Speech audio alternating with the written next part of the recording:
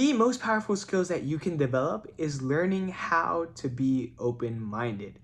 And I say this because being open-minded genuinely has allowed me to come across so many different people from so many different backgrounds and have opportunities that otherwise wouldn't have fallen onto my lap if I was not open-minded. I mean, think about it, right? If you're closed-minded, this is a little bit extreme, but about politics, right? You believe that all Republicans are bad, or maybe all Democrats are bad, right? One side or the other, then you're quite literally discounting half of the American population, right?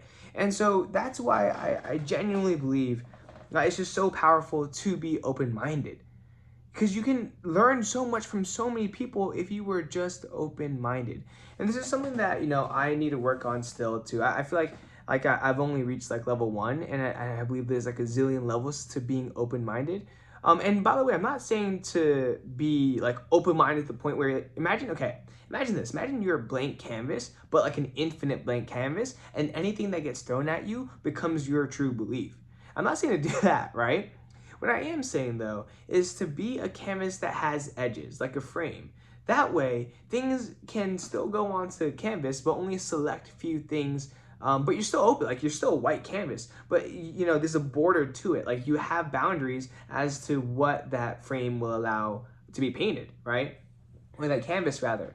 And so I strongly believe that it's just so important to be open-minded, to try to understand people's perspectives.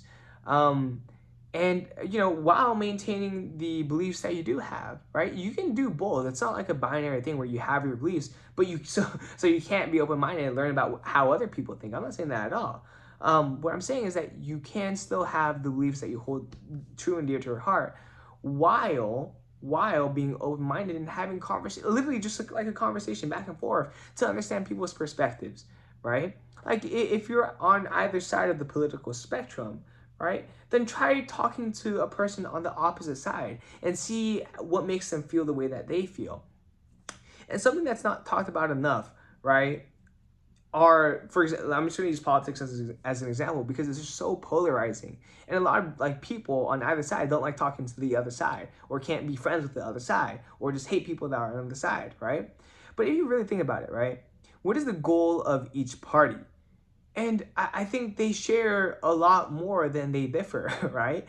I think both parties want a safe country. I think both parties want affordable, whether it be healthcare, groceries, just, cost of living in general, to be just affordable, right? And I think both sides want education, good education for their kids.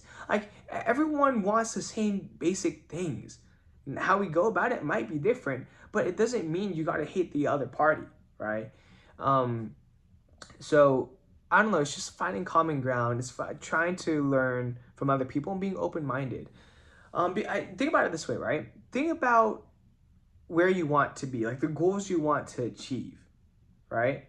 If you like, let's say it's a big goal. Let's say making $1 million. At the current state that you are at, the person who you are now, the beliefs that you have, the actions that you have, unless you're already a millionaire, but right, your current self is not capable of making that $1 million. So what has to change? Your beliefs, your identity, your actions, all of it has to change in order to achieve that goal, to be that person that can, he or she who can achieve that goal.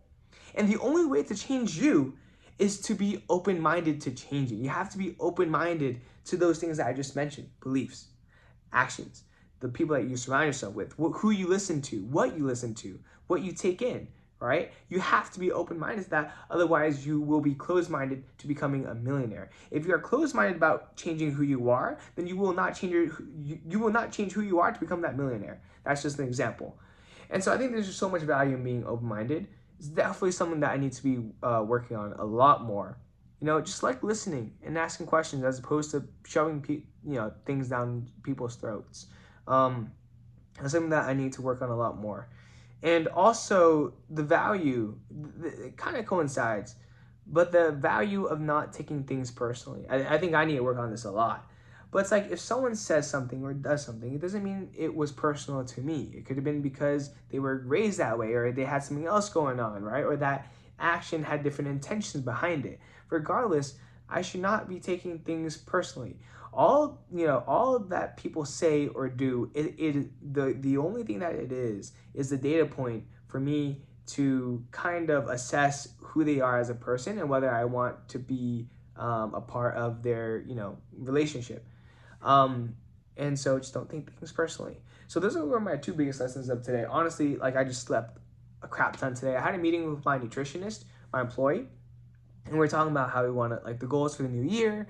And the goal is to, like, I said I wouldn't continue fitness, but I actually do want to, mostly for her. And I want to see it thriving. And I do enjoy the line of work, to be honest, like helping people achieve their goals.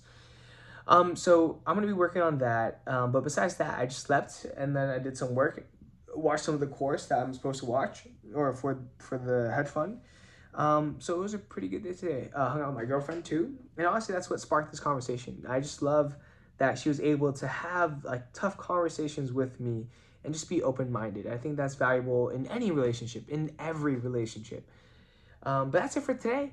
It was a lot more chill of a day because yesterday, honestly, the past 2 days, it's been like go, go, go, go, go. Like, what is it called? Pedal to the metal. No breaks. So I was finally able to take some breaks today, and I'm going to go back at it tomorrow. So with that being said, this is PLOG V1.179, maybe 80? Not too sure. But remember to be a better day, and I will see you tomorrow. Peace out.